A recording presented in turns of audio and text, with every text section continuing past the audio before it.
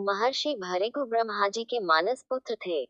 उनकी पत्नी का नाम ख्याति था जो दक्ष की पुत्री थी। महर्षि भृगु सप्तर्षिमंडल के एक ऋषि हैं। सावन और भाद्रपद में वे भगवान सूर्य के रथ पर सवार रहते हैं। एक बार की बात है, सरस्वती नदी के तट पर ऋषि मुनि एकत्रित होकर इस विषय पर चर्चा कर रहे थे कि ब्रह्मा जी, शिव जी और श्री विष्णु में सबसे बड़े और श्रेष्ठ कौन है। इसका कोई निष्कर्ष न निकलता देख उन्होंने त्रिदेवों की परीक्षा लेने का निश्चय किया और ब्रह्मा जी के मानस पुत्र महर्षि भृगु को इस कार्य के लिए नियुक्त किया। महर्षि भृगु सर्वप्रथम ब्रह्मा जी के पास गए। उन्होंने न तो प्रणाम किया और न ही उनकी स्तुति की। ये देख ब्रह्मा जी क्रोधित हो गए। क्रोध की अधिकता से उनका मुख लाल हो गया। आंखों में अंगारे दहकने लगे। लेकिन फिर यह सोचकर कि ये उनके पुत्र हैं, उन्होंने हृदय में उठे क्रोध के आवेग को विवेक बुद्धि में दबा लिया। वहां से महर्षि भृगु कैलाश गए। देवाधिदेव भगवान महादेव ने देखा कि भृगु आ रहे हैं तो वे प्रसन्न होकर अपने आसन से उठे और उनका आलिंगन करने के लिए भुजाएं फैला दी। किंतु उनकी परीक्षा लेने के लिए भृगु मुनि उनका आलिंगन अस्वीकार करते हुए बोले, महादेव, आप सदा वेदों और धर्म की मर्यादा का उल्लंघन करते हैं।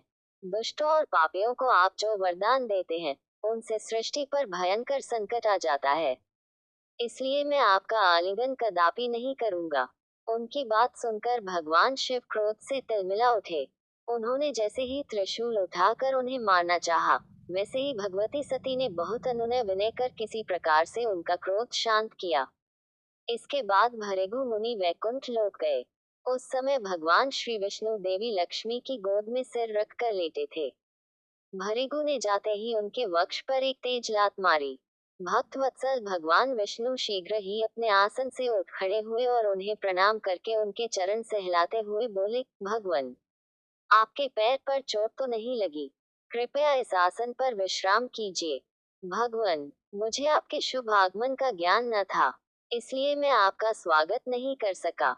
आपके चरणों का स्पर्श तीर्थों को पवित्र करने वाला है। आपके चरणों के स्पर्श से आज मैं धन्य हो गया। भगवान विष्णु का यह प्रेम व्यवहार देखकर महर्षि भृगु की आंखों से आंसू बहने लगे। उसके बाद वे ऋषि मुनियों के पास लौट आए और ब्रह्मा जी, शिव जी और श्री विष्णु के यहाँ के सभी अनुभव विस्तार से कह बताया।